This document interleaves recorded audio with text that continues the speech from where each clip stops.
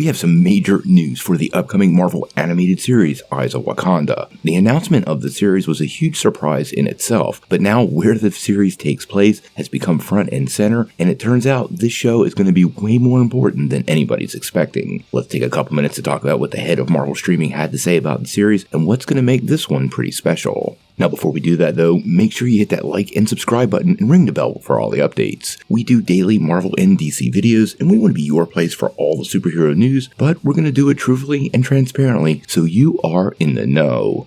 Well, this year seems to be the year of Marvel animation. X-Men 97 just kicked off, and your friendly neighborhood Spider-Man is likely headed our way sometime this year along with Eyes of Wakanda. Now recently, in an interview with Men's Health magazine, Marvel head of streaming Brad Winderbaum had a little bit to say about both the upcoming animated series.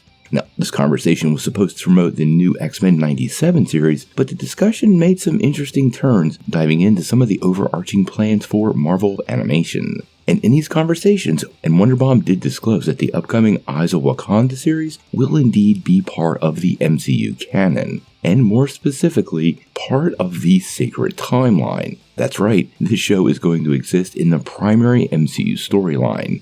Now, in that conversation, he said, and I quote, "We're exploring so many avenues on the animation side. Eyes of Wakanda, more than any other show, fits right into our sacred MCU timeline continuity. Black Panther director Ryan Coogler is a producer on it. Todd Harris is one of our longtime storyboard artists who directs it. It's about Wakandan history and mythology, and it's really cool. It looks amazing, and it feels like, okay, I'm getting an animated look into the MCU. Now, this is some pretty amazing news, and although the rest of the animated shows take place somewhere in Marvel canon, this seems to be the first animated show that takes place in the official Marvel Studios timeline. We do know the upcoming series is going to follow Wakandan history and some of its brave warriors tasked to travel the world retrieving dangerous vibranium artifacts.